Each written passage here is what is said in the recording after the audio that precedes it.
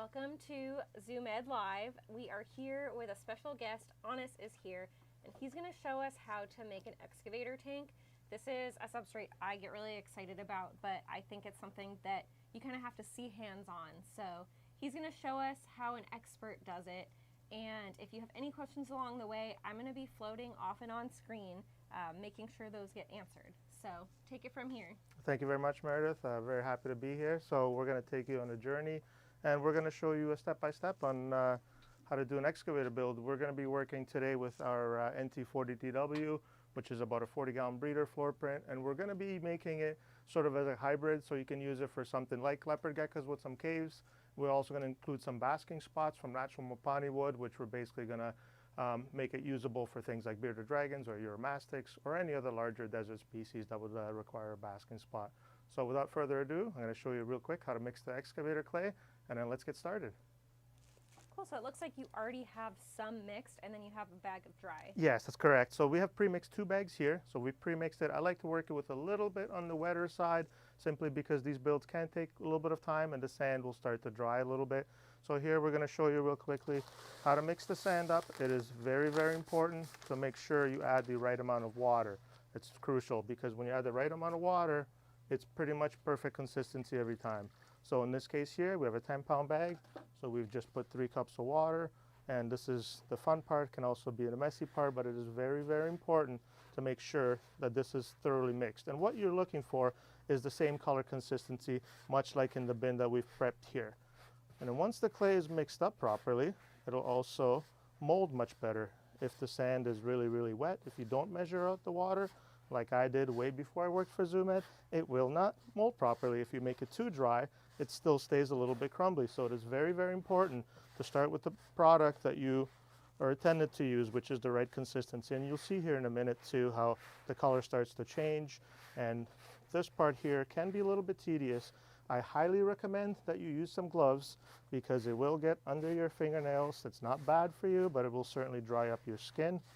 And it is fairly easy to wash off, so don't worry about making a mess. This is a great thing to use if you're looking to get your kids involved into building something. And the beauty of excavator is if you really don't like it or if it doesn't turn out to your desire, you're certainly more than able to start over again. You can break the product apart and then reuse it. So there's some really neat features here with the when you add the water the first time, that's not something that is unfixable if you mess up. You're able to adjust the ratio? Yes, that's correct. Ideally, you'd want to try to break it down to its original form, which can be a little bit challenging, but you can more or less use the same measurements for water once it's all broken up. And you can start to see here, it's the same color, and that's kind of what you want. When you squeeze it, it should stay together, and that's the beauty of excavator. So this one's almost ready, and the fun begins. This is the fun part for me. And the big part of these setups too is you can use these for desert species. You can integrate different substrates to, cater to animals that like higher humidities, but that would still live in somewhat deserty areas. Perfect example of that would be leopard geckos. Leopard geckos like humidity in their environment because they live in caves and burrows, but you can still make an excavator setup for them using it for the structure portion.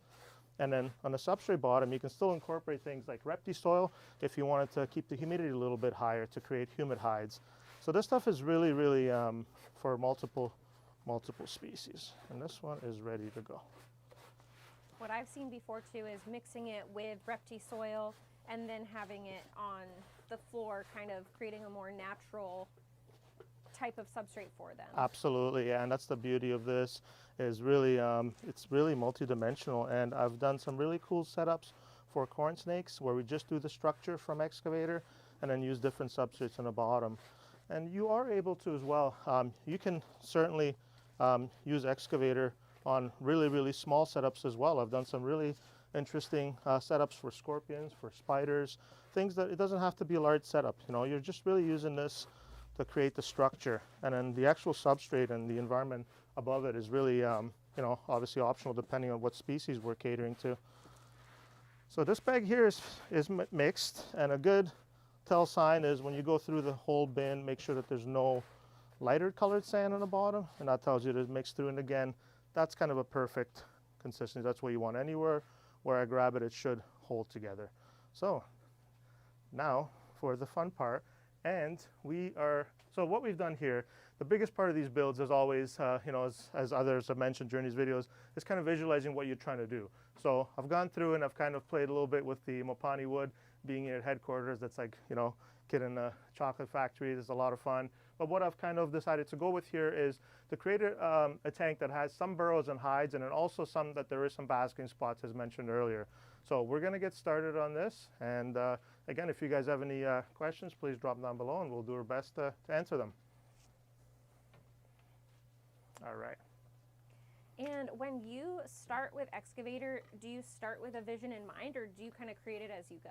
Great question, Meredith. So I like to visualize everything. I like to get an idea for what I'm dealing with before I start my build. And actually in this particular build here, I did that was probably the biggest time consuming factor with these builds. So I also like to use the same kind of wood so that it looks a lot more natural. So with these builds here, I know approximately what I want to go for, but I definitely visualize them ahead of time. You can also freelance, you can also make your own caves and just kind of add to it, but in this particular case here, especially since we're working within a time frame, I've definitely pre-measured and kind of got an idea for what I want to do. And just to mention too is, in this build here, I'm going to be using Mopani wood. Mopani wood's really, really beautiful.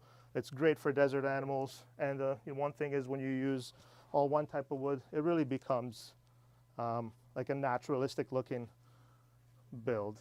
So right now I'm just loading up a little bit of excavator clay in there, and then we're going to start using it to make the actual structures. And I think another thing that sometimes people have to realize when using Excavator is it gets heavy after mixing it. Yes, definitely. And you have to remember too is we put quite a bit of water in here, so as the product continues to dry, water will start to evaporate from it. And then this is again what you want. It should be a nice consistency where you're able to get a perfect little rock or snowball, whatever you want to call it, and then you can easily use that to fix it into the structure. All right, so now that we've loaded up a little bit of this here, what I would normally do is look at the placement. So we know that this piece here is kind of exactly where I want it. So I can go ahead and just hold it in place with one hand. And again too guys, if you're doing this at home, if you're doing really large setups, you can silicone the wood in place so it stays in place no matter what. In this particular case here, we're building this tank hopefully with less than an hour. So we are just going to very, very strongly pack the sand in there. So what this does is it allows me to later on go back and carve it without it collapsing. So we're going to just basically fasten the bottom through this.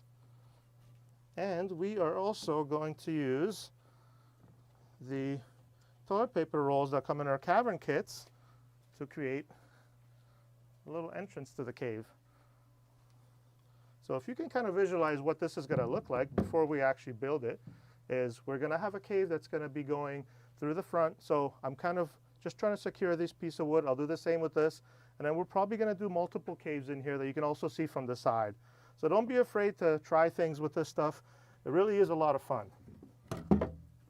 Move this guy out of the way.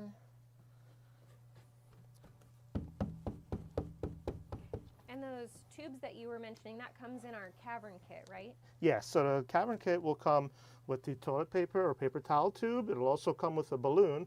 And the balloon method is a lot of fun. It's probably the easiest way to work with Excavator. But you do have to wait until the balloon either, deflates or until the sand is fully dry. Just something that we don't have the option to use today. So I'll show you another way to make a cave very, very quickly without using the balloon method.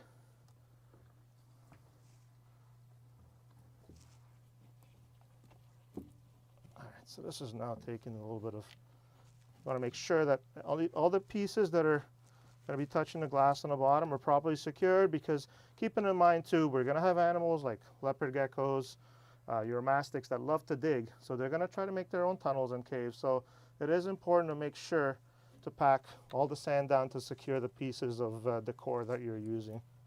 And you're using excavator not just as a design element here, but also structurally to hold these things in place. Yeah, absolutely. That's a very great point there. So really it does two things. And then if a customer or anybody at home wanted to use this, and say they use it for a really large setup and they had some really large rocks in there, again, they could foam them ahead of time and use the excavator to hide everything. So, and because it's the perfect consistency, I'm able to just make, you know, basically just whole snowballs out of this and then just pack it into certain areas. So it makes it really, really easy to work with, again, because it's the right consistency. That is the key. So now that this piece is secured, I'm going to go ahead and secure the next piece and then start our corner cave here. Something I've seen a lot online is people using the expanding foam to create habitats. What would you say this is like compared to the expanding foam to work with? Yeah, so it's certainly a lot easier in my opinion. You know, I'm definitely someone that uses expanding foam a lot, and certainly in the tropical setups, but I will use it in the desert ones as well, just to hold things in place. It certainly is, this is a lot easier, a lot cleaner, and I find this is not as permanent. You know, you can certainly wet this down and then start over with it again, whereas with the foam, you're pretty much, once you've applied the foam and it's there to stay. So it has its advantages for sure. But you know, both of these are becoming more popular. I think the beauty of Excavator is you're able to you know, it's not an expensive product, and you're able to create a really, really cool natural custom habitat, which I think is really, really neat. So what we're going to aim for here is we're going to slowly, and again, you'll notice that most of the build, most of the time will be spent packing all the sand in. I'll show you a really cool method how to make a really nice burrow with this paper towel roll. I think it's also cool when you're trying to provide enrichment for animals, switching up their habitat. This is a lot more flexible to redesign every couple years. And that's such a great point. And I think the biggest reason what I took out of this when I first started building these setups is if you look at the average person that builds these, or that doesn't have, it doesn't have to be an excavator setup, is you're really only using half the floor space. And in this, when you create a second level, you're really, you know, you're adding a lot more space. It's certainly a lot more enrichment for the animal. And let's not forget, the most important thing is the animal can properly photoregulate. It can probably thermoregulate, because you're creating different heat zones, right? And there's always going to be areas down here that are kind of away from the light that the animals can get away in.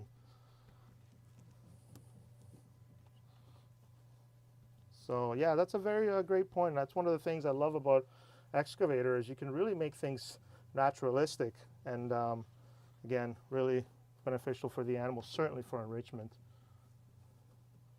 And if you really had the time, you can lay the tank on its back. You can make a wall background with this, let it dry, lift it up, and then continue with your build. So, you know, the options really are endless with this product. And because it's not, you don't have to worry about failure. My first two failed, and I just was at it, and I read the instructions and realized, okay, this is how you use it. And then from there on, it was really, really easy to work with. And you'll notice too, I definitely made it a little bit on the wetter side. I add about an extra half a cup of water just personally, because that allows me to do longer builds without the sand starting to dry. So this paper towel roll that we're currently working on, we will be pulling this out while the sand is still wet, so that we can further shape it and make it larger, which is one of my favorite things to do with Excavator.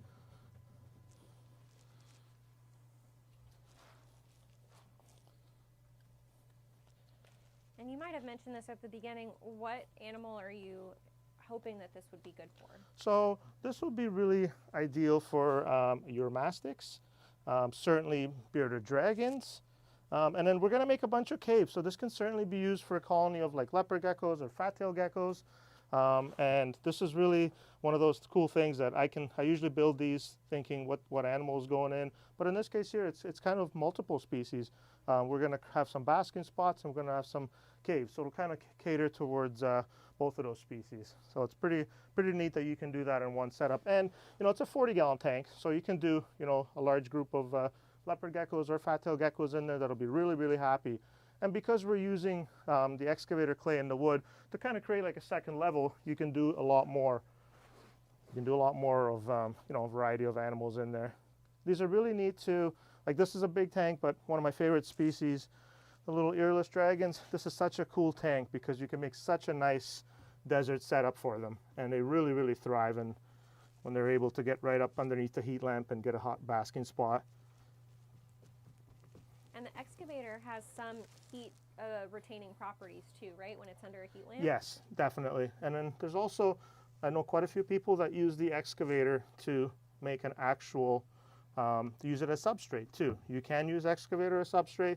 It looks really natural. I personally like to mix excavator, a little bit of repti sand, and then you know, maybe about 30% repti soil. It creates a really nice natural substrate that will trap a little bit of humidity, again, depending on what species you're trying to keep.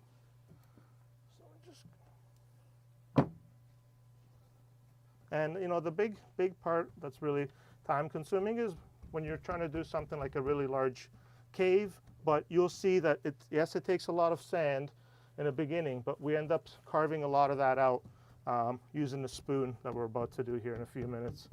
It's just really, really important to make sure it's packed in really, really solid. What happens if it's not packed in solid like that? Yeah, so what'll happen is when you start to carve it with the spoon, a lot of it will just crumble. And all of us as sales reps, you know, we build these and then we drive them to the shows. So we want to make sure that they don't, you know, crumble here and there. But it's really easy, and you'll see in a second how easy it is to carve with a spoon once it's packed in like this. So I've always been a big fan of just making sure it's packed in really tight. And then too, as it dries, you don't get as much cracking, so which can create some weak spots if it's a really large build. But I prefer to just pack it in, and then you're able to shape it any way you want. So now we're having fun. In case you can't tell, for those of you that know me, building tanks has definitely always been the most enjoyable part of the job. And you know, certainly when you have the opportunity to kind of share what you love to do with others, it's always a positive experience. And everywhere I've gone, I've always tried to look at the natural escape and see where these animals are living and why and how, because it really brings ideas into my head on when I create these displays. Would you say you prefer building these desert type setups or the tropical setups? You know, I used to really always go towards the desert ones with the excavator, but I've built my share of vivariums and paludariums in the last 10 years. I don't really know anymore. I think I still would probably go back to do an excavator because it's kind of, you know, where I started, and there seems to be more of a variety on the tropical side, but it's really hard to beat making a beautiful excavator, certainly using things like mopani wood or, you know, grapevine, where it looks really, really natural. That's something that I can visualize. So I guess my answer to that, I would probably still go back to excavator, although I really do enjoy the tropical setups as well. And so you chose to use mopani wood with this. What would you say are the best decor items or the most commonly used decor items that you put in with mopani wood? Yeah, so I would say mopani wood I would use for pretty much anything from aquatic to paludariums to these setups. Another thing that I like to use in desert setup is the grapevine or even spiderwood. The one thing that personally I love cork. I think cork is an amazing product. It's very, very light. It looks beautiful. You can make some really, really stellar caves out of it.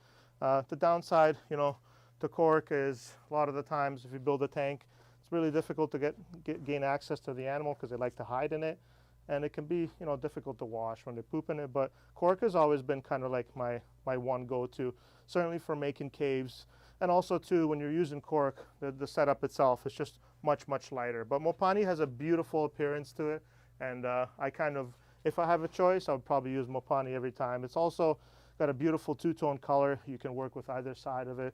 Mopani is a beautiful natural piece of decor. You can certainly tell by this setup I've chosen to use mopani wood, and probably because that's what I find is the most naturalistic. And I try to use one type of wood because that's kind of what's natural. So in this setup here, we're going to attempt to make it look like it's one piece of wood that's going across the tank. As you can tell too, I'm getting close to probably got about half of the sand in there, which makes it about a 120-pound bag.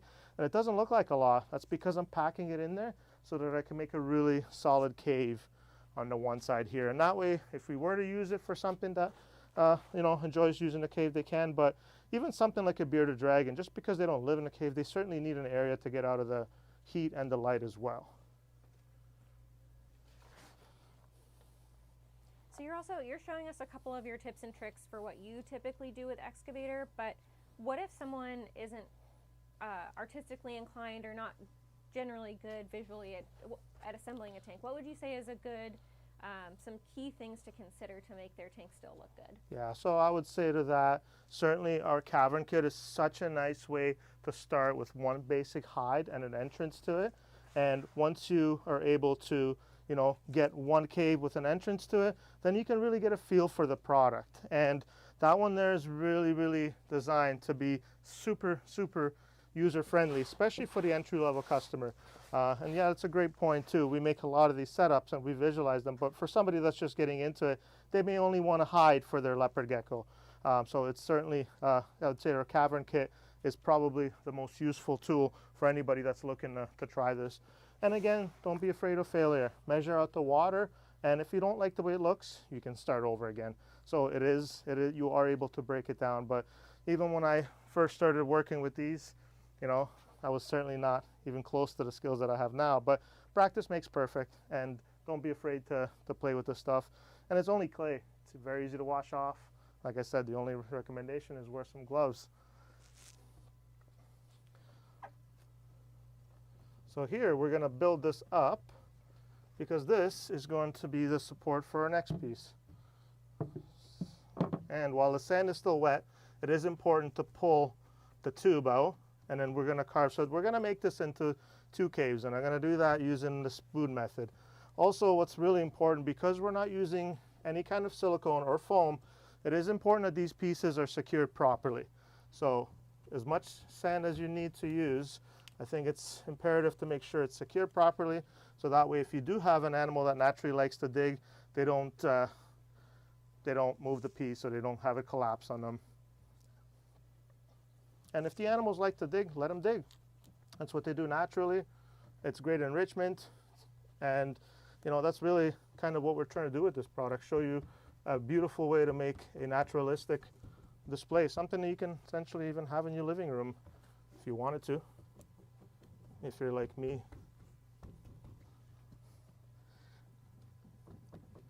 Do you have any excavator setups at home? I do. One of my favorite ones is probably my earless dragon setup. It's actually the same size of the tank as we're currently working on, and I used fossils and all types of different skulls, and it looks really, really cool. I incorporated that one with rock, so it's a lot of fun, and I will always have at least an excavator setup or two at home. And kind of one of the things I really enjoy about it is just the variety. You can have an excavator, you know, a tank where you use it for structure, and then totally different substrates on the bottom. And I actually spray my animals twice a day with the excavator. It's just, it's not a heavy soak, and it's no problem at all. It actually keeps the sand really nice and firm, and there's absolutely nothing wrong with giving it a light spray. What you don't want to do is obviously like a tropical tank, you don't want to do a heavy spray down on it. So now, this does not look like very much. It looks like a mound, but we're going to show you, we're going to pull this tube, and then we're going to use the rest of the clay here to incorporate this piece right here. And now we're going to use the rest of the clay to basically keep these two pieces together, and this will be a really long cave. So we're going to actually extend the cave way past the point here. But it's very important while the sand is still wet to pull the tube, otherwise you won't be able to pull it out as easily afterwards. And a lot of that sand that we've just buried underneath, we're going to get that back by carving it out. And this was probably my favorite method to use, just using a spoon to carve out a structure. Back to your point too, Meredith, is, you know, when somebody's starting up, they may not have, you know, the same eye that we do for these, or they just might not be as, you know, experienced. They can certainly just build up a mound of this, pack it in really, really good, and then carve out any shape that they want, which is what I'm about to do in this corner with this cave. I just want to make sure that everything is packed in really good. And as you can tell, the majority of this build is really making sure that these things are packed in really solid. And you don't necessarily have to do it as thoroughly as this, but if you want it to last and the animals can have a lot of enrichment crawling up and down these displays, I think it's imperative that you structure properly. And then too, we have a really nice new line of desert flora plants that work amazing with these. You have the option to either stand them up or you can actually incorporate them, which is what I'm going to do with some of them when I'm building this. So what's neat about that is they will dry in there, and you can make them a little bit up higher suspended in the tank. You can put them on the floor, and you can certainly use them on the base that they come on if you wanted to move them around the tank. They add a lot of color. They certainly, you know, it's great for the animals. It's great for the person that's viewing it. So now this is very solid. We are going to have a little bit of carving fun.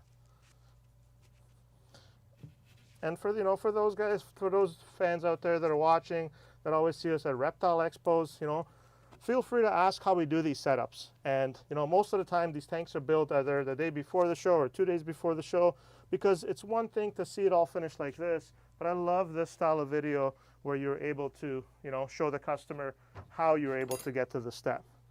So here's the fun part. So now that this is secured, the tube is going to come out, and then this will look completely different. So a couple of ways you can do. I just like to give the tube a spin clockwise, counterclockwise until it's loose. This one is extremely easy to take out. Just rotate it, don't worry if a little bit falls off. So what you have there now is we've used the tube here to create that little cave, and that's obviously way too small. It also looks very unnatural, so we're going to shape it. We're also going to take this cave all the way to the glass and make a little viewing window from the outside. And remember how I mentioned too, there's almost 20 pounds of excavator clay in this one corner. We're going to get most of that back by carving it all out. The beauty of using a spoon, you can use a ice cream scooper, works really well. You can use your hands for this too, but the spoon just cuts right through the excavator clay. And you can make it any shape, any design. You can make it as deep as you want.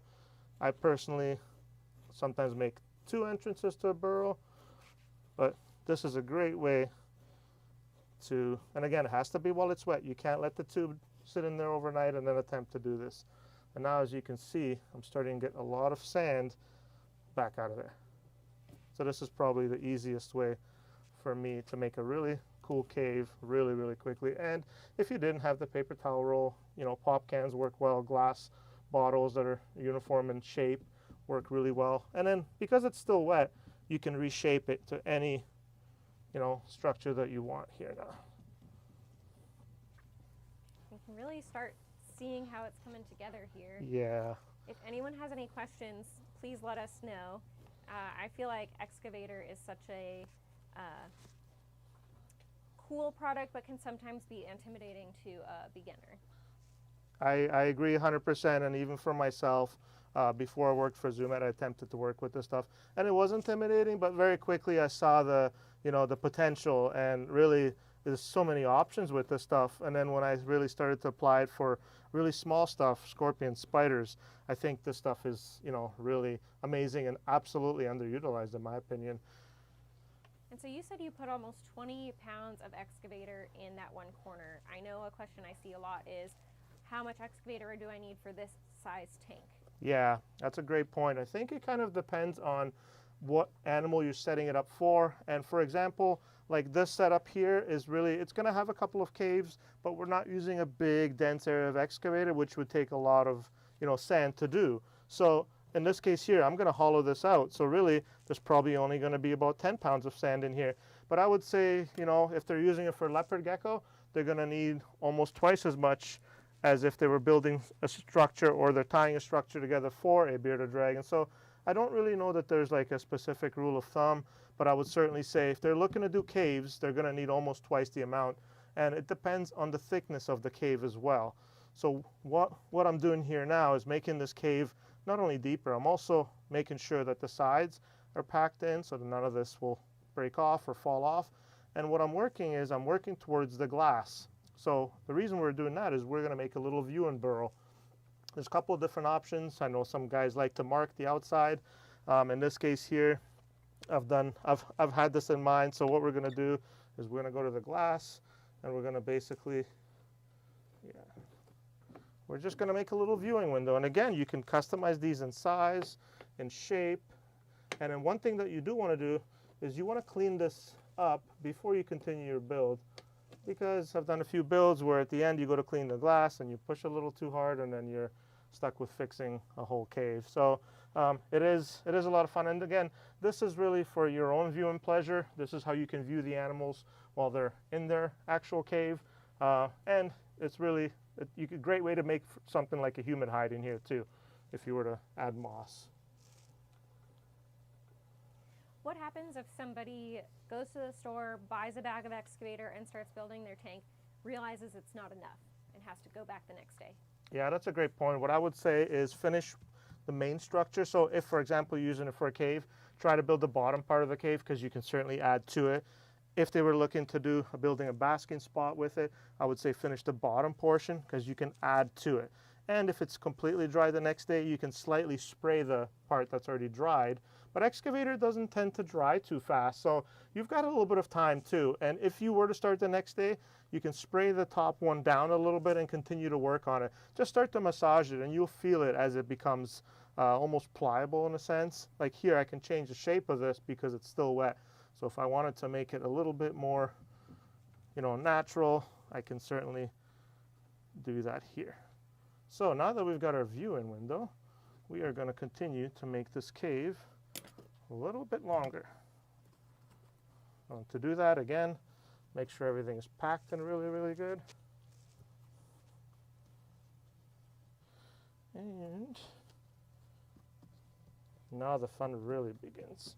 So these caves too, again, this tank is kind of like a hybrid, because it'll have a few areas where the animals can get up and bask, and then it'll have some hiding caves too. So you can use it for, I think one of my favorite species that really is, kind of underutilized, obviously, the uromastyx, and they are really, really ideal for this. And butterfly gammas too are perfect pet for these. They're a little bit smaller than a bearded dragon. They're actually handle really well, and they do amazing in these excavator setups. And you brought up a good point earlier too about how excavator doesn't dry very fast. I know a common question also is, well, how quickly can I put my animal back after setting up excavator? Yeah, that's kind of I get that question a lot. I think it kind of depends on the actual animal. So what I mean by that is, like a uromastyx, there's a pretty good chance they're gonna dig. Bearded dragon, maybe not so much. So I think something like a bearded dragon within, I would always say at least, 48 hours, let it dry slowly. You can put a heat lamp on the actual, over the setup. It'll help to speed it up. I find you get more pressure cracks that way, which are not bad at all. I think it looks natural, to be honest with you. But I would say 2 days is always, a safe bet. I'm sure everybody has their own opinions. But if you are putting things like uromastyx in there, then I think it's definitely better that you let it dry a little bit, because they will certainly try to make their own burrows, and they're going to dig into it. And again, that's kind of part of the enrichment too, because they love to dig. And why are they digging? Because they're trying to make access to areas that are a little bit more on the humid side and a little bit cooler than the atmosphere above the burrows.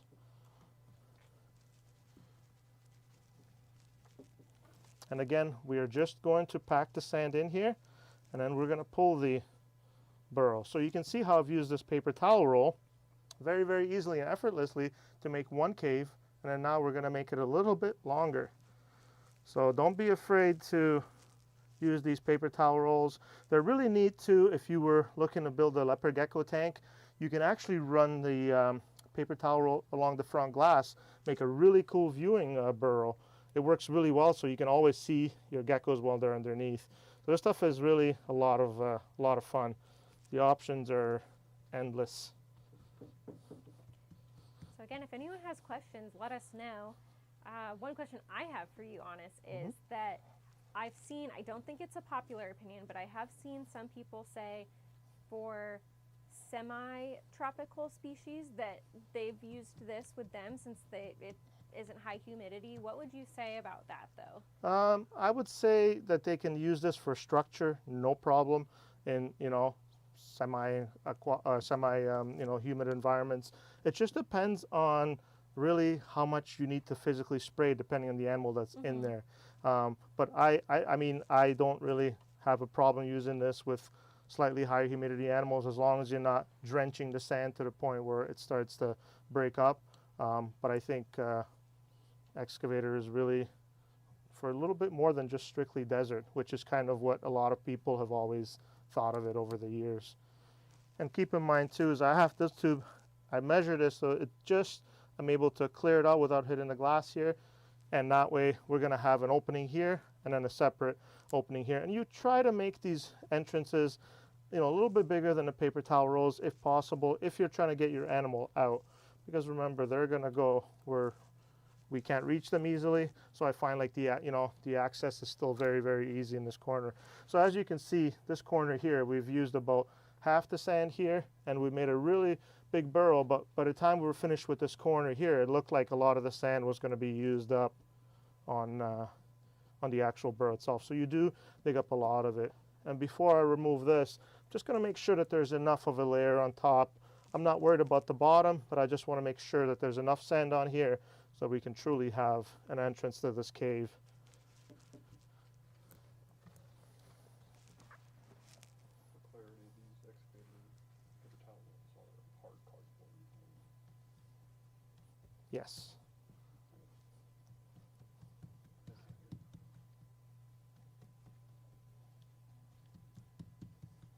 So, yep, go ahead. Oh, go ahead. No, I was just gonna say, if you guys have time, I would strongly recommend you log on our social media and check out our excavator videos, because it'll really give you some ideas. When I first started building these, I had no idea what I wanted to build for. I really didn't know where I was going with it, and it makes it a lot easier when you watch some videos. The videos that will really clarify for you. They'll help you out. They'll certainly save you a lot of steps. Like we covered some today.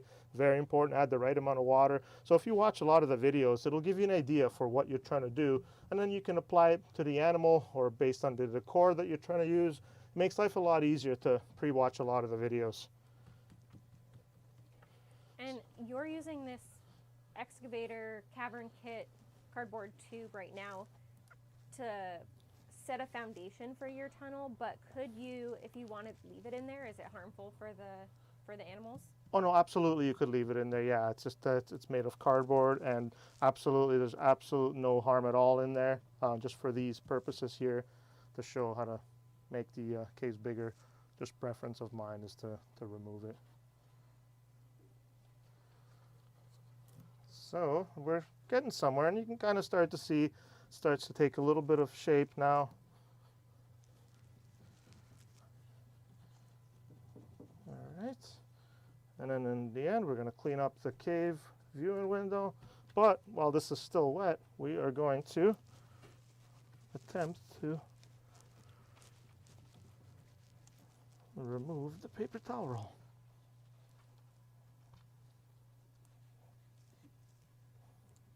And again, too, you can see here, because the consistency is really, really good. So if we've been working on this for, I don't know, maybe half an hour or so, and you're still able to clump up the sand and it stays together. And that makes it a lot easier. If this was not mixed properly, or if it was too dry, you would not be able to keep getting these molding capabilities. And don't be afraid, you can take a break. This does not all have to be done at once.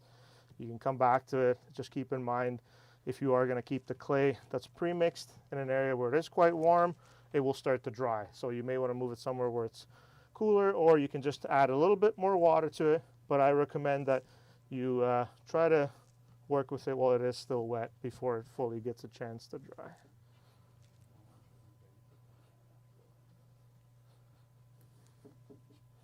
And so you were mentioning that it stays wet for a while, and that it really depends on the animal how long it should be, but what's a general rule of thumb? For how quickly the animal can go back in? Mm-hmm. Yeah, I would say, 2 days is kind of a safe bet. If it's a really small tank, it can probably go in the very next day because it won't take that long to dry. But if it's a really, really large setup, maybe 3 days. But I would say most of the time, you know, within 48 hours, you're able to put your animal in there. And so today you're building a landscape style habitat, but I've also seen a lot of the skyscraper terrariums being used with Excavator. And what would you say are some good animals to put in something like that? So, you know, I love to do vertical desert displays as well. It can be really utilized for animals that are truly going to climb. So yes, you could utilize it for something like bearded dragons and uromastics, but you have to make sure that you can meet the temperature gradients because the tank is quite tall. It can be a little bit more difficult to warm it up. They're also really, really good for like the xenogamma species that are pretty good at climbing. They're great for like curly tails, things that are able to climb and use that height of the tank. And what I love about doing vertical setups is you've got so much more of an area for the animals to actually utilize. So you've given them twice the floor space. So what we're going to do here real quick is we're just going to add an entrance right here to this burrow that we've built. So all I'm going to do is I'm going to take the spoon and I'm going to make a little entrance here.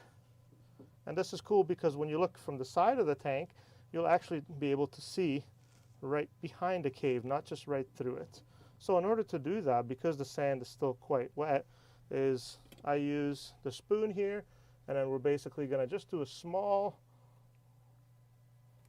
and then I turn the spoon around and use the kind of the flatter end, just very gently push it through, go a little bit further in, push it through, just basically make like a circle. And then what we can do is make another little entrance.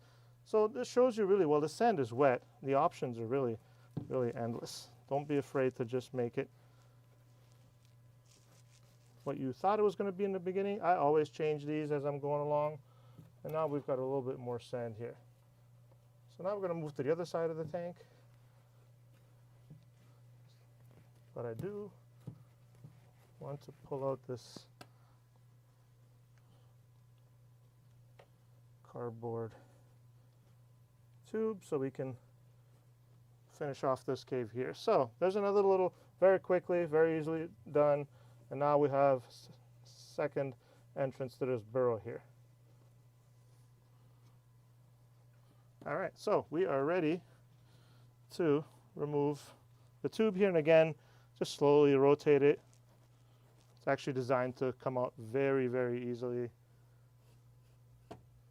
And there we go. Again, I'm going to do the same thing here. I'm just going to reshape this a little bit. But now we know that this leads to our big burrow and behind here. And then we're going to start to work on the other side. And in this case here, I can use the spoon, but a lot of the time I'll just use my hands because the excavator is still really, really wet. And now there's still a lot of sand here that we don't necessarily have to keep here. We can go back to our spoon and hollow it out. And there will be a sand substrate on here afterwards, so I don't have to worry about leaving anything for the bottom because we will have actual substrate down. And so you're talking about how you use Excavator at home for your earless lizards. I think it'd be cool to hear more about those little guys. Yeah, totally. They are, there's a very small dragon that comes from Australia. You know, they get with tail, I'd say maybe like 5 inches, 4.5, and that's a lot of that's tail. So they are really, really tiny. They kind of look like miniature bearded dragons. They're a lot of fun though. They are very, very active. They feed like little monsters for such a small lizard. And they love these excavator setups. So I've built something similar to this, except I did use, like I mentioned, rocks and fossil skulls. And it's a really, really cool interactive tank. They're very, very active, and they're extremely small. Their eggs are the size of Tic Tacs, you know, essentially. They're super, super neat. And when they hatch out, they're the most adorable thing there is. but you know, not something that's really as popular in the pet trade. You have to respect the animal's needs, and you always pretty much have to have small crickets available for them. And being a desert species, they have a pretty fast appetite, so they do eat a lot, but they are a lot of fun. So yeah, they're one of those things I love to utilize the excavator for, because you can really customize a setup for them. But yeah, they're a lot of fun. They're definitely a cool little species.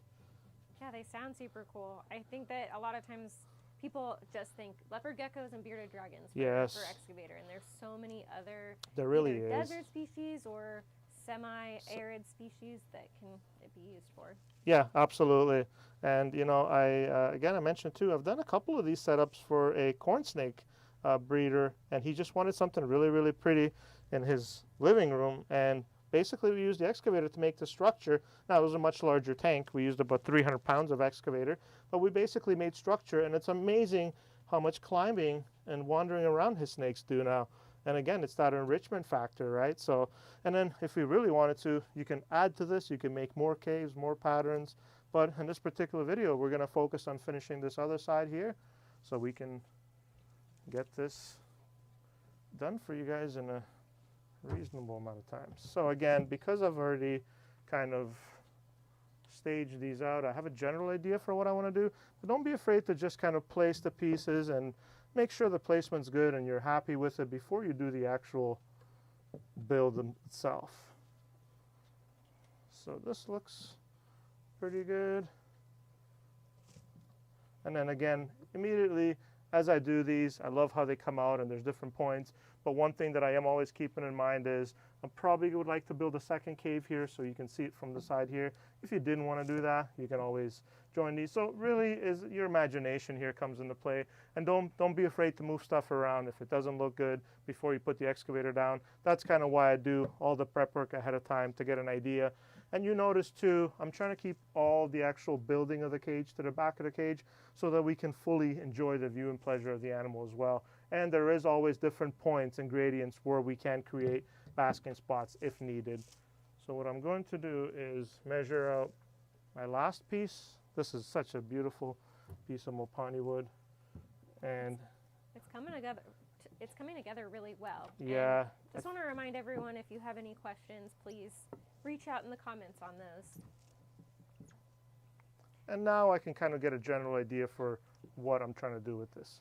So in this particular case here, it is really important to make sure that I have these two pieces fastened before I lay this third piece on top. So what I'm going to do is I'm going to load up a little bit more sand in a tank, and then I'm basically going to secure this piece and this piece with excavator, and then I know that this piece can sit on there without having any chance of moving. I wanted to ask you, when you were talking about the corn snake setup, did you also design it with tunnels like this? Yeah, there was a couple of bigger tunnels for sure. I believe it was a 120-gallon tank. It was a big 5-foot tank, so we had the luxury of really working up high, and that's exactly what we did. We basically built a structure from it, and we didn't really anticipate them using it to the full extent, but there was also some massive pieces of grapevine that we put in there, and they absolutely started climbing it within minutes. It was quite fascinating, and he saw behavior that he'd never seen from his snakes before. So I think, you know, people don't really realize the potential of this product, and I really think it is underutilized. I think anybody who has leopard geckos at home, this is such a beautiful and easy product for them, and you'll have more enjoyment as well, certainly as well as the animal himself. And again too, I just love the fact that you create twice the floor space with this, so you really don't get a lot of lost space in the setups. I, on my desk, have a leopard gecko in a cube-shaped tank, and it has that excavator in it to create multiple levels, and I see her climbing all the time. I love it, and it's a perfect temperature gradient, right? They can thermoregulate, they can photoregulate. It works so many different angles, and it's a beautiful natural setup. That's one of the things that I love about using excavator with things like Mopani wood or cork, or really any other natural wood. You know, I'm not biased towards Mopani wood. I just think it looks really, really beautiful. The downside of it, it can get quite heavy. So if you get it too heavy, you know, it can be difficult to move the tank around. And what I'm doing here is, again, just making these, and this also gives me an idea to see if the sand is drying. If I can pretty much do this and make a rock or snowball out of it, then I know the sand is still in perfect condition and it's in great form. So now I can hold my piece of wood in place, and it's a lot easier to work by having a big snowball of it, and then I can just slowly start to place it where I need to. And like I said, if you are working with this at home, don't be afraid to get it dirty. There's very easy to wash off. Just like I said, wear gloves for your fingers. And these pieces of Mopani wood you found too are so unique. It's something that you almost have to see in person to pick out exactly which pieces you want. Yeah, that's why I was super excited about this build, because a lot of the time we don't really have, you know, access to the best pieces, but it is a visual. You really have to kind of have an eye for these things. And I think if you are able to use such beautiful pieces of wood, I think it makes the displays that much more, you know, interesting and natural. You know, we're still, one of the things that we try to go back to here is these are natural setups. And certainly if you had some animals that would tolerate or could live, you know, with live plants, you can certainly add that, because you can have repti soil as base in here. You can keep certain varieties of plants in here if you chose to. So there is that option as well if you really wanted to kind of further that natural effect. And I think that's kind of the thing that we aim for with these. We want, of course, number one priority is make sure the animals have what they need to thrive. And then the second thing is, if it looks really nice and natural, it also benefits us.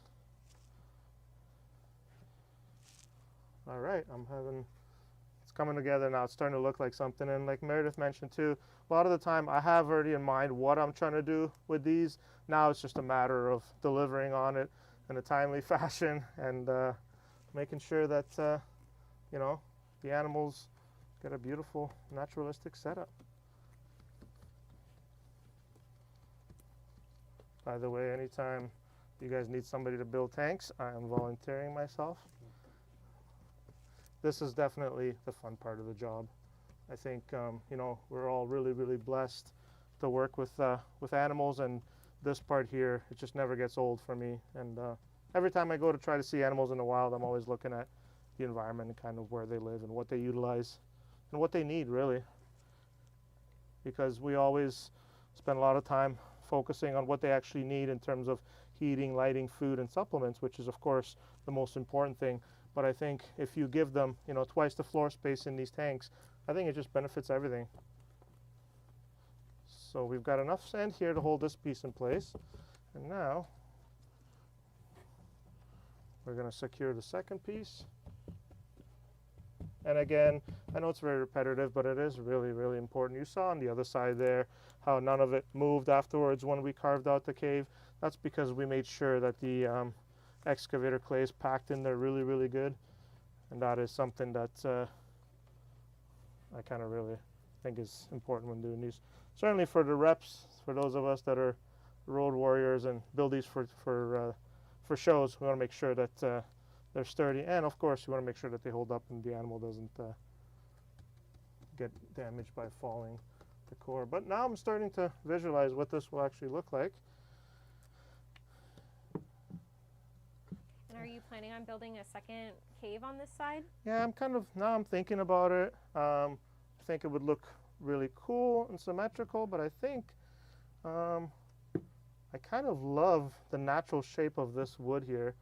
So I don't really know that I want to do a cave there, but that is a really, really, and what's cool about this is in my opinion, is that, you know, you've got something that kind of looks like it's just pieces of wood that have fallen over and something has dug out a cave out of it. And then on the other side, you have something a little bit different where we use the sand to make the actual entrance to the burrows. So I'm kind of thinking to make a second burrow down the middle. I'm going to use the sand here to kind of tie all this together, make sure that these pieces are secured good. And something is kind of screaming out at me to have a second cave that kind of wraps around here, you know. So it's sometimes I start with a certain vision, but I love the way this corner here looks.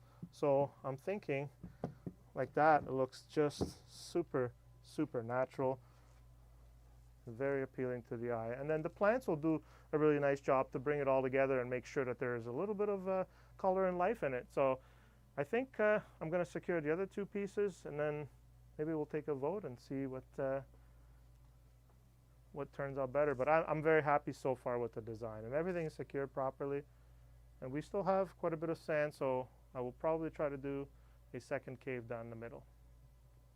I think especially with Mopani wood, it's important to secure it just because it is a heavier wood. Yeah, absolutely. And you know, when you're working with Mopani wood too, I usually put 2 pairs of gloves on because you can rip the gloves on this very easily. Mopani tends to have some sharp edges, so it is important to watch your fingers. But for the most part, it is on the heavier side, so you're absolutely right. It needs to be secured properly. I think that's kind of the case, whether you're using natural wood or whether you're using rock. It is really important to make sure it's structured and they're really, really good. And then too, I mean, you know, check out your local pet shops around you. There's a lot of stores that do excavator workshops too. I personally do quite a few of them in my territory. I think they're very beneficial, and what we do is basically we have customers that sign up, and then they would either bring in their own tank or purchase a tank. They would purchase the excavator, and then I would go through it with them at the actual event. And it can be something from as simple as taking a cavern kit and building one small cave for your leopard gecko. It can be something I've done as much as 4-foot tanks that people are willing to work on all day. And I show them, I give them tips, and you know, obviously you share some tricks. And it's amazing by the end how much better they are working at it, and then they're not as intimidated. So do look out for excavator workshops because they really, really show you some really interesting hands-on tricks. It's great to see the video, but if you can see this in real person, let alone actually get involved and build it, it really helps a lot with just the creativity. And what are some of the most common questions you get when you do these workshops? So a lot of the time is, you know, is it permanent? Will it fall apart? And then, you know, usually is how do we clean it? That's something that comes up a lot. And I just find from my own experience and keeping reptiles for many years that they typically, certainly leopard geckos, but most reptiles typically do not like to, you know, kind of defecate on vertical structures. They usually like to go on the ground. And even if they were to, you know, basically defecate on a part of the excavator, you can wet it, you can scrape that part away.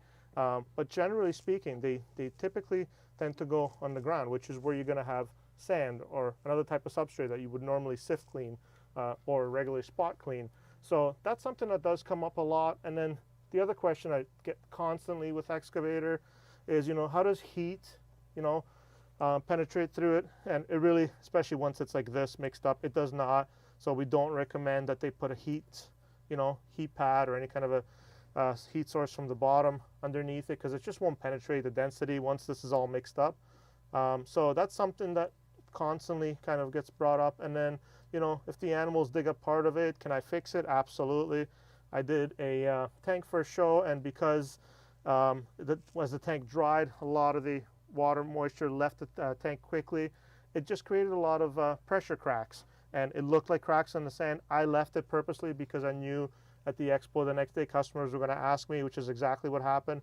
And I said it's totally natural, and then I showed them you just wet both sides of the crack and you can fix it very, very easily. So there's no reason you know, to panic if you do get some pressure cracks. And we may get some here because the sand is a little bit on the wetter side, but I don't think it'll harm anything, because I think it looks really natural when there's some cracks in the sand. Now this is certainly a slightly bigger piece of wood. It's very dense. I think it's amazing. It looks like a hollowed out cave, so we're going to make sure that we secure it properly here on both ends. And I mean, that is a cave in itself, that piece of wood. So it's really neat how Mopani can really play different factors. And I feel like I have an idea here for the middle.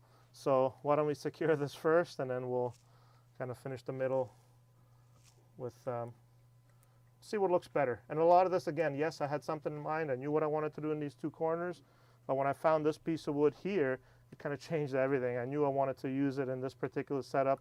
It's absolutely perfect. So we will see what looks better in the end, but it's coming together, and I can kind of get an idea for what it'll look like in the end.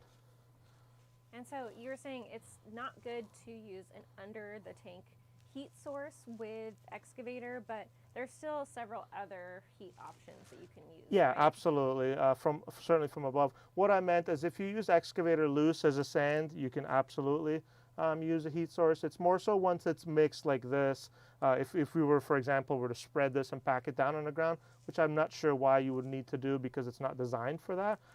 But yeah, there's lots of options from up top, and I think I like the natural excavator mixed in with other clays, other sand and soil. I think it looks extremely natural. I think a lot of the animals kind of generally live on areas where there's multiple different substrates mixed in, and it's just a natural factor. And before we finish this, I always like to mix in some of the substrate in with the excavator before it actually dries, so it looks a little bit more natural and kind of changes the full appearance and brings the whole tank together.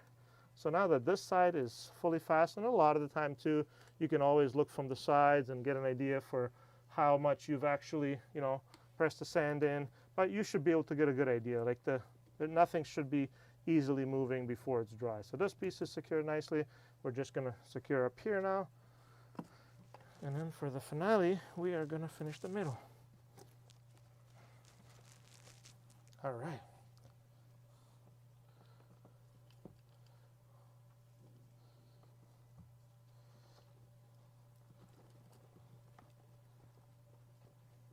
So we would love to hear what other people have at home that can be utilized with excavator, because again, like Meredith said too, there's a lot of different geckos and sand species out there that you could use this for that people wouldn't think. And then, I mean, if you're keeping scorpions, doing some really, really cool burrows with this stuff is phenomenal. And I personally love scorpions. So this stuff is really useful for a lot of the smaller creature style animals that are out there in the market. And I also love to create burrows where the animal can naturally do what it needs to do in the cave without being disturbed, and you can see it. So this is a perfect product for that. Yeah, if you're watching this and you have desert animals at home or desert invertebrates, let us know in the comments. All right, so now I'm starting to see a vision here. It's screaming out at me, and I am going to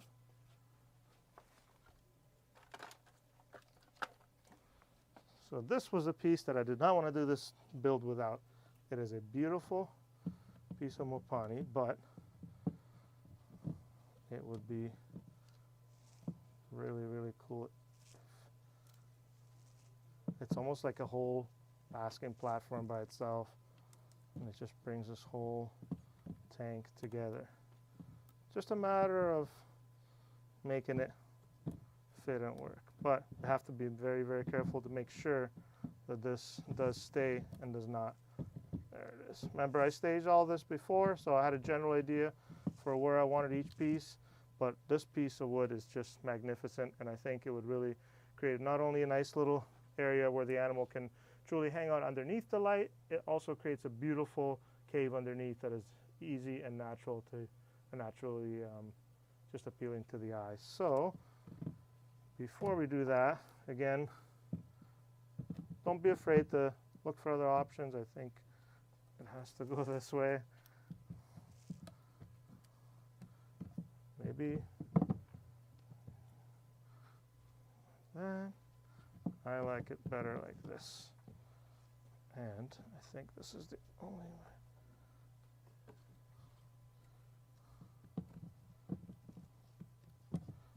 So. And so you were talking about different ways that you can use Mopani wood in different habitat, or I jumped ahead in my question here. I was going to ask, you were talking about different ways excavator can be used, but can you touch on different ways Mopani wood can be used in habitats? Yeah, Mopani wood is something that's very universal, and what I love about it is just the strength of it. So Mopani wood is fantastic for larger animals, larger dragons, iguanas. I personally keep larger animals. Mopani wood, if you can get it long enough, will be perfect because it'll probably last their life. It's very dense, so it's not easily destructible. It can go in really high humidity environments. It's very easy to work with, and just the sheer natural beauty of it is hard to, really hard to replicate, really, from all the natural wood. So Mopani is really, really an amazing natural product to use in these builds. So I do like this better. So you notice now, even though I had that big piece in mind there, it was just a little bit too big, I feel like. So I'm gonna kind of continue with this style of look here to create a little bit more of a floor space here, because I have something else in mind underneath. So again, just because you plan to start a certain way doesn't necessarily mean that it has to be that way. But I like this better than that other big piece that I had there. And it almost holds together by itself. And now it almost looks like it's a fallen tree branch that's kind of going across, and that's created these two really cool caves. So I think this is the look that I prefer.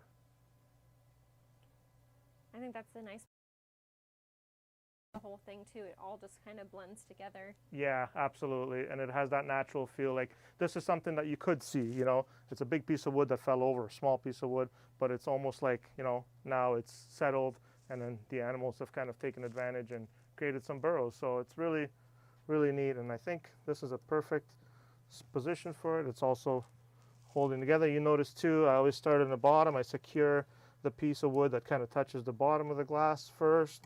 And again, use the excavator for this purpose here. And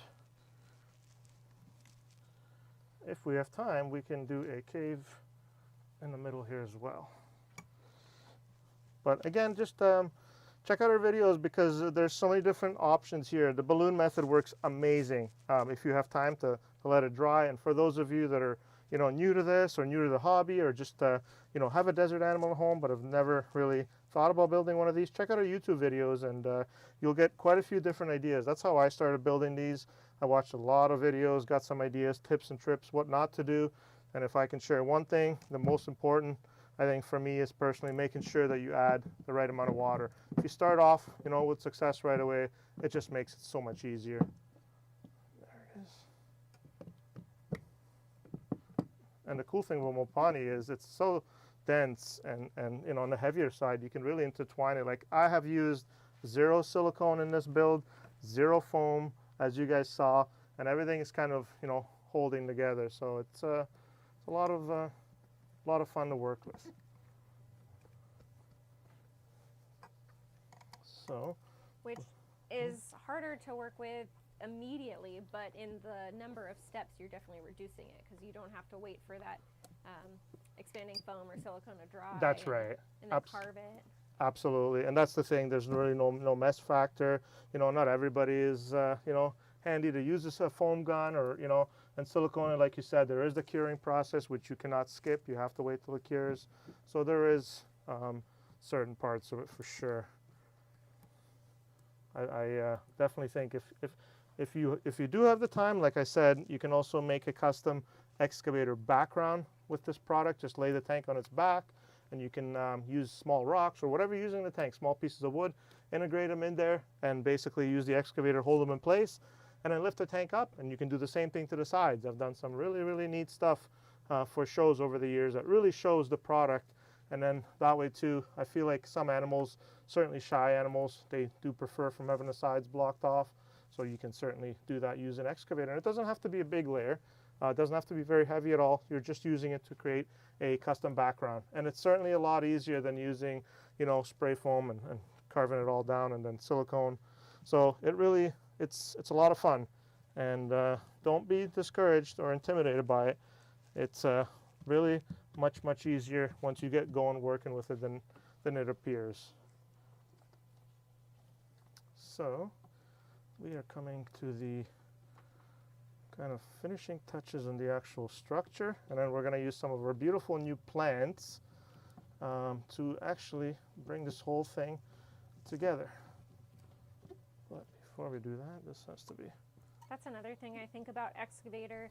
It will look a certain way while you're building it, and then the second it's done and you add that lighting and those extra touches, it really just is like the salt that adds the extra flavor, brings out the flavor of the excavator. That's right.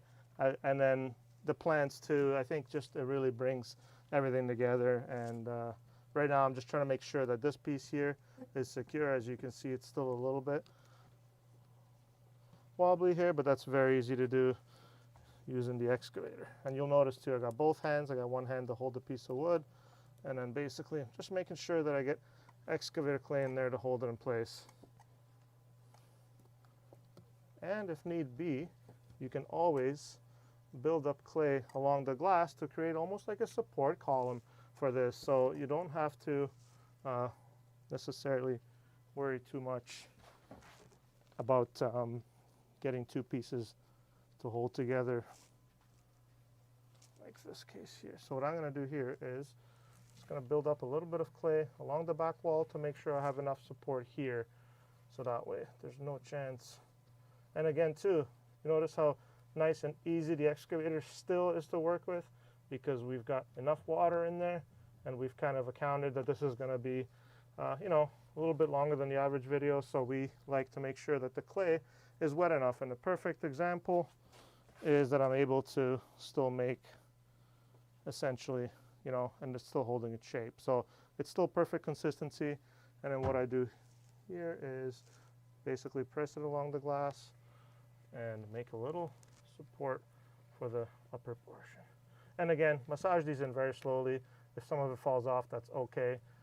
You just want to make sure it gets a really nice firm grip to the glass. And excavator tends to hold really, really good along the glass. It'll also, you can kind of massage it into different materials of wood, cork. Cork is really, really cool because it's got so much pores and surface area where you can attach the sand to. And I feel like every different rep from ours is different techniques, and I'm always learning. And even in the animal room today, I noticed there was a setup that I really, really enjoyed, and you're always learning. So I think one of the things is just keep at it, and don't be afraid of it not looking good the first time. So I think we got a question here. Someone wants to know if you could use this for tortoises. So I have made a really cool setup many years ago for a pancake tortoise. That was, again, we used the excavator strictly for the structure portion. We created a double level, obviously one that was a slow, gradual incline. But, certain species, absolutely. I would say it's probably very limited to which ones you can. If there's one that's ideal, in my opinion, probably something like pancakes, because they also love to climb. But if you were to use this for other species, I would say that, kind of only use it for the structure. And so I can see, I've seen setups of people that, I have not done them, but I've seen setups of Greeks and Hermann's tortoises on in a tank, but it was the structure was done where the tortoises can't reach, a sort of thing. It was elevated, and it looked really beautiful. And then they had the, total different structure and substrate on the other side, or on the actual main part of the cage. So I think it can be used for certain types of tortoises for sure, but you'd have to make sure that it is something like a desert species for sure. And the nice thing about tortoises too is they don't really, like, if they can't access this, they're not really going to destroy it. So the tank stays beautiful, I feel like, for a lot longer. Now, if they can climb to it, they're tortoises. They're going to try to, rearrange everything. But that's a great question. And then you've been using your, I guess you would call it a snowball method to test if the excavator is still wet enough.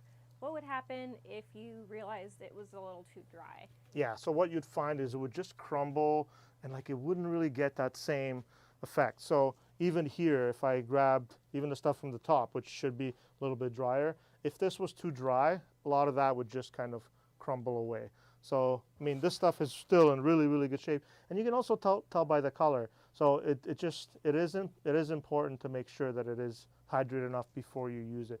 Because even like this, I'm just gonna grab a piece and it holds. Like, I'm not trying to manipulate it by any way. So this is the perfect consistency that is very, very easy to work with. And in this way, if you were to pack it into a corner, it's so easy to carve out using a spoon, carve out a cave or different type of burrow. So we are almost done. Oh. So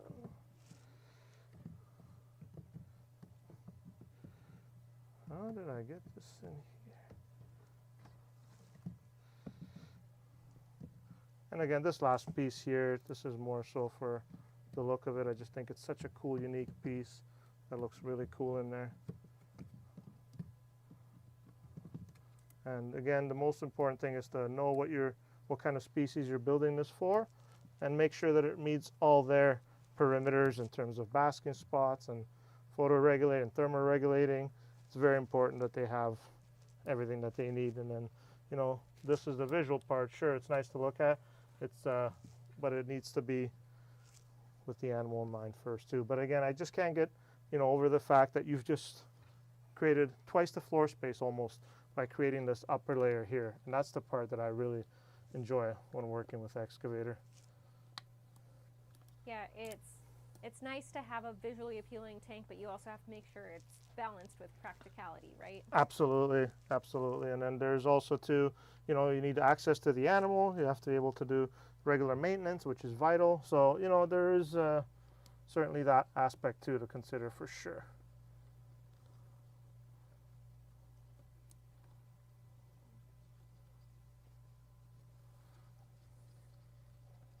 All right. So we are in the fun stages of adding some beautiful plants to this setup. And our new desert floor is absolutely perfect for this because it adds some color, it adds a little bit of life, and it kind of changes the look of this. So could you add live plants to Excavator? you could if you made sure that they have the right substrate or soil, but you can also do elevated pots, and then you could do certain species of succulents. Again, you just have to make sure that they're safe for the animal that you're using it with. That's kind of the most important thing. But yeah, absolutely you can, yeah. And as this, you know, as things continue to develop with live plants, I think it's really important that we should be including them in the setups when possible. And not only are they neat, they're also for our own pleasure too. So it's not just to, you know, add a little bit of color to the environment. Watching things grow is always interesting, and we are going to finish this here because I think we have more than enough structurally. None of these pieces are moving, which is great. Now we're going to add the plants, substrate on the bottom, and we're going to wrap this up. So if you do have some leftover sand, lots of different options. You can use them on obviously a different builds. You can also make little termite mounds out of it, which works really, really well for, you know, if that's something that you enjoy. I'm going to make a little termite mound here.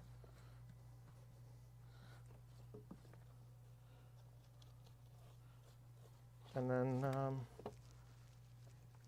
I'm hoping that you guys enjoy this, that you learned something, and hopefully you'll tune in again to learn some new tricks.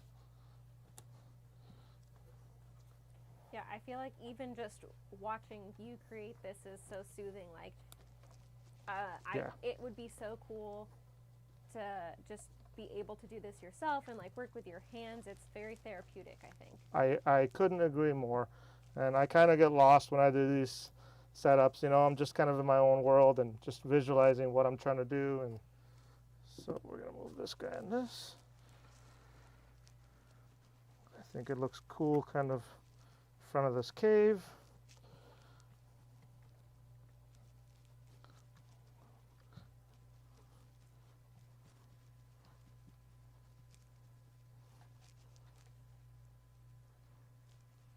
And again, if you wanted to, you can take a spray bottle and slightly spray down the sand if it's been drying during the build, you know, just to create a little bit more of a kind of like a seal on the outside. But I am very happy with the structure of this. For those of you that know me, you know how difficult this is to do in a short amount of time. So this is certainly something that's very enjoyable and a lot of fun. And don't be afraid. Do not be afraid to try this product, especially if you have something that really can utilize.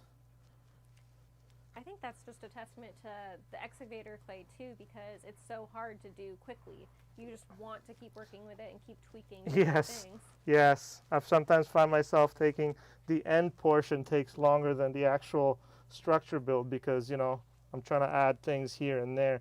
But that's the joy in it too, right? So, all right, so it's time for some plants. And we have picked out some plants here. Again, just from like a natural perspective, I find that using the same type of plants to me looks more natural than using a big variety of different ones. So I think we will, and again, a lot of this too is just kind of visualizing and seeing where you want to put one. So I like these along entrance of burrows. And the cool thing is because the excavator is still wet, we can just punch it into the excavator. I want to make sure I'm happy with the placement, so I'll kind of feel it out and get an idea for where I want to put this one. So, And that's something you mentioned at the beginning of the video, but I noticed just now you separated the plant from its little rock base. yes, Which is a cool feature that you have the option to use one or the other. I absolutely love this. So the way these are designed is you can simply place them like this. They have their own support in the tank, or you can essentially do exactly what I did here. They're removable.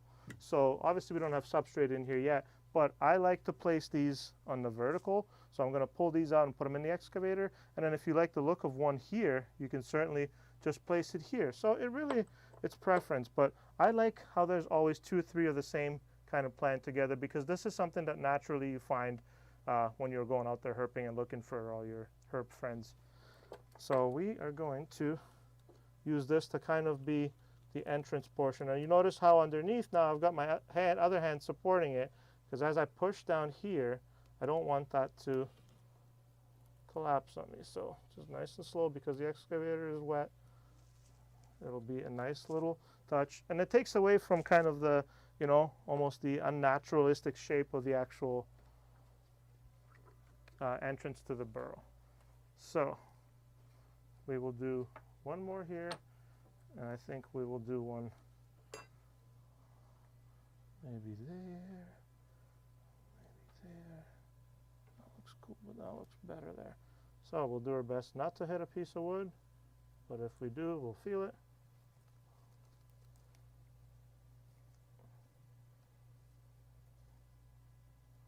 All right. It's like you have to have a stud finder almost for an excavator. Yeah. when you fill it in this dense, yeah. But I think I don't. I keep hitting the 2 pieces of wood. So change of plans. I like it here. And then if you're unsure, yeah, that's why we're hitting that piece of wood. So very easy fix. We are going to grab a snowball of excavator. We are going to just gently massage it in there. And we've just created a very easy solution. Grab a little bit more excavator. And again, just gently massage it where you need it. I think doing something like this too with these naturalistic flora makes it more versatile. Like I remember I tried to set up a excavator habitat with little planters for real succulents. Yep. And it looks nice, but it kind of leaves less options with tunnels and whatnot, like what you do here. Yeah, totally. Totally agree. And again, you can remove these if you wanted to. You know, you can just spray down this excavator that I'm building around the base of it and remove it. But I feel like when you have multiple together like this, like it just looks so natural, and this is exactly what you'd find in the wild. And then on the other side, we're going to do combination. And again, I just prefer to pull these out of their bases. And while the excavator is still wet, you can really kind of comfortably get the right fit that you want with these. You can position them, you can angle them different ways. Now again, you can kind of get a feel for what you like better. This one looked cool here. I really like it there. I also like it here. So in this case, we are actually going to put it into the base, and once we put the substrate down, I think it looks much nicer and more natural in that corner there. All right, a couple more, and let's see here. Now it's starting to look like something beautiful. Is there a way you decide where to put the plants? To be honest with you, I just try to get the bigger plants in the back, smaller in the front, like you would when aquascaping a fish tank. But a lot of it just kind of ties together when, you know, it all, it's visual for me, so I try to make it look like something that would look good and natural in a certain spot. But I do like to put a little bit of color in these in the end, because it again, as cool as it is for the animal, we are also trying to create something that we would potentially have in our home. So put one here.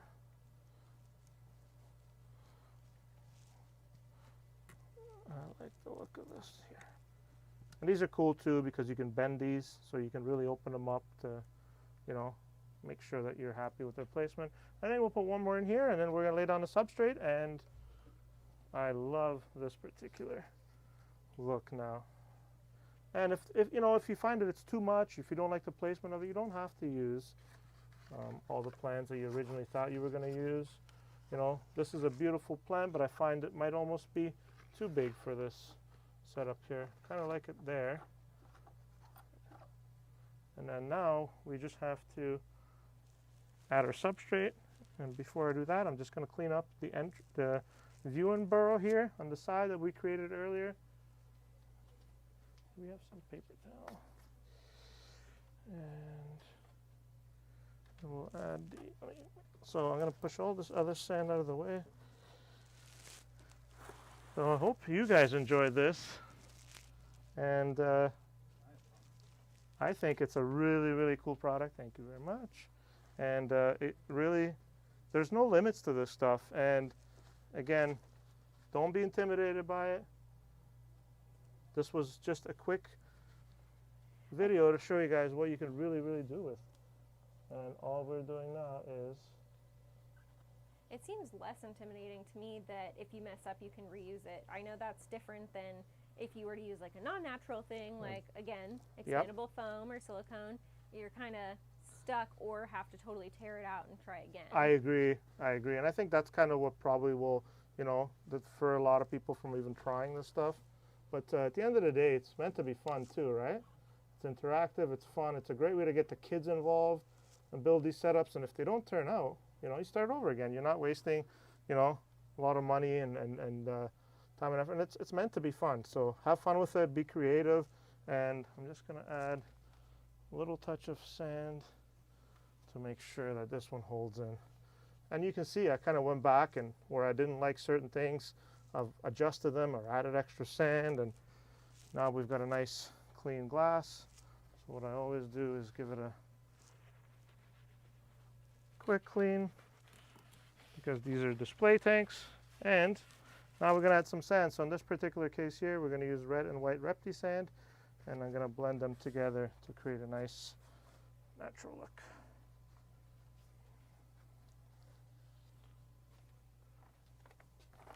So what I generally do is I find a bigger opening in the tank, and I'll pour some white sand here. I'll do the same on the other side.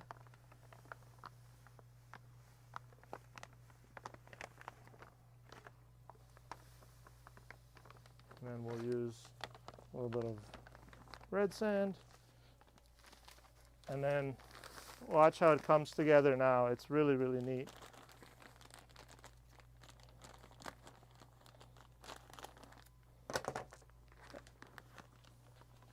And again, too, you could add a little bit of Repti soil in this if you had something that liked slight humidity. I know I've seen the bioactive leopard gecko tanks where they mix sand and Repti soil and excavator all together. I love that. And it's such a nice natural look too. So as we're turning this, we're slightly mixing it, and then comes the finale, which is, I always love watching this come together because it's so much fun to build, and you know, the end result is so satisfying. And this is not something that took, you know, weeks or days to do. It really is not difficult to do in a short amount of time. And then now what we've pre-mixed the sand is, I have been doing this since day one. It's one of my favorite ways to do it. I find that it's too unnatural this way until you actually start to cover all the excavator in the loose sand, because then once this dries, and sure, the animals are going to knock off some of it, but it really changes the way it looks completely once this is dry. So this to me brings the whole setup together, and the plants have given us color, a little bit of enrichment and some enjoyment for us. And So if you throw that sand on there while it's still wet, then it'll stick to the excavator. yeah, absolutely, you got it. And I think that's kind of the thing that I enjoy the most. While it's still wet, you can apply, you can certainly put more of it, less of it. And then too, we did have an option, if this was to be used for something that loves to burrow, we do have the option to add a little bit of moss to create a true humid hide or humid cave in there. Well, that's the best part now, is to have a look and see what we think.